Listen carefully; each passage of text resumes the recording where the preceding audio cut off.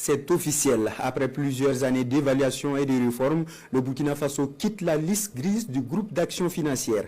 L'annonce a été faite aujourd'hui même par le ministre en charge de l'économie. Une bonne nouvelle qui ouvre de nouvelles perspectives économiques pour le Burkina, a-t-il signifié. Les détails avec Moussa Ouedraogo et Jean-Modeste Ouedraogo.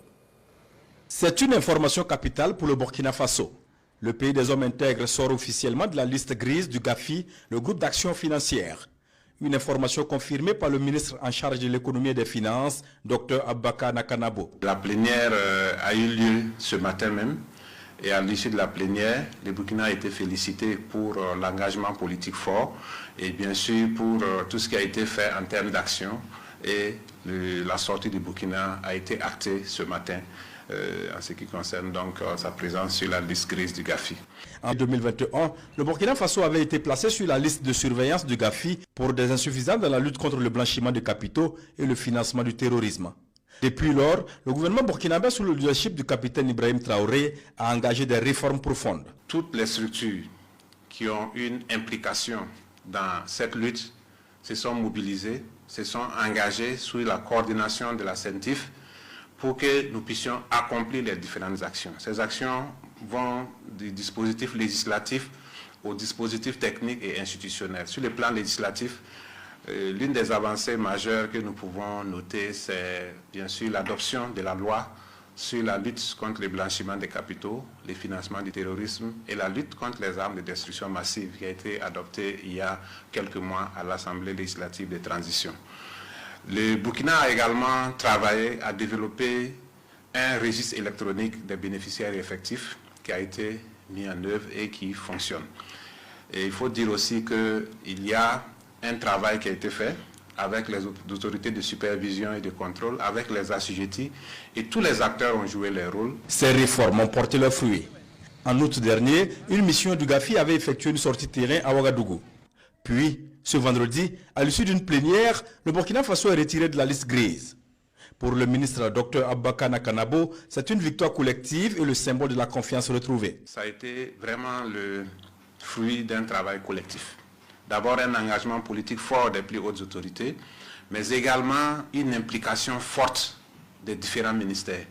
Je ne pourrais pas citer tous les ministères qui sont impliqués, mais ceux qui ont vraiment été au premier rang, en plus du ministère de l'économie et des finances, nous avons le ministère de la justice, le ministère de la sécurité, le ministère en charge des libertés publiques. Au-delà, vous avez le ministère du commerce, vous avez le ministère de l'urbanisme, chacun en ce qui concerne un pan des actions. Quand un pays est sur la liste grise du GAFI, ça a beaucoup d'implications, aussi bien implications économiques, implications politiques et diplomatiques. Sur le plan économique, c'est en fait, ça rend un peu les investisseurs frileux vis-à-vis de ces pays. Les investisseurs vont estimer que pour un pays qui est sur la liste grise, son système financier n'est pas efficace, etc. Tout cela a été donc pris en compte et on peut dire qu'aujourd'hui, le fait qu'on soit sorti donc, de la liste, ça permet de rassurer davantage les investisseurs. Alors, à côté de cela, ça peut avoir une implication négative sur la notation souveraine du Burkina. Parce que quand un pays a une notation qui n'est pas bonne, il est difficile pour ce pays de lever des fonds sur le marché. Et même s'il arrive à lever des fonds, il est difficile d'avoir des taux acceptables parce que la prime de risque qui est intégrée au taux d'intérêt sera élevée. Donc aujourd'hui, nous pouvons dire qu'avec cette sortie de la liste grise, la situation en ce qui concerne donc, les relations entre les Burkinais et les investisseurs pourra s'améliorer. Cependant, les défis restent énormes et le ministre appelle à maintenir le cap. La sortie de la liste grise ne doit pas être considérée comme une fin en soi. C'est une étape importante franchie, c'est une bataille gagnée, mais il faut maintenir les caps. Maintenir les caps, ça suppose que nous devons toujours être vigilants sur toutes les questions de lutte contre le blanchiment des capitaux et le financement du terrorisme.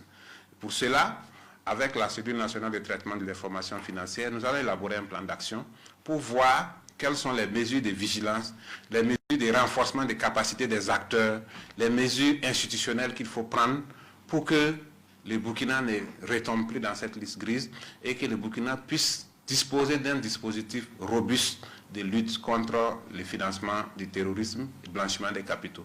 Plus résilient et crédible, le Burkina Faso peut poursuivre sereinement sa marche vers la souveraineté, le développement endogène et la lutte contre les groupes armés terroristes.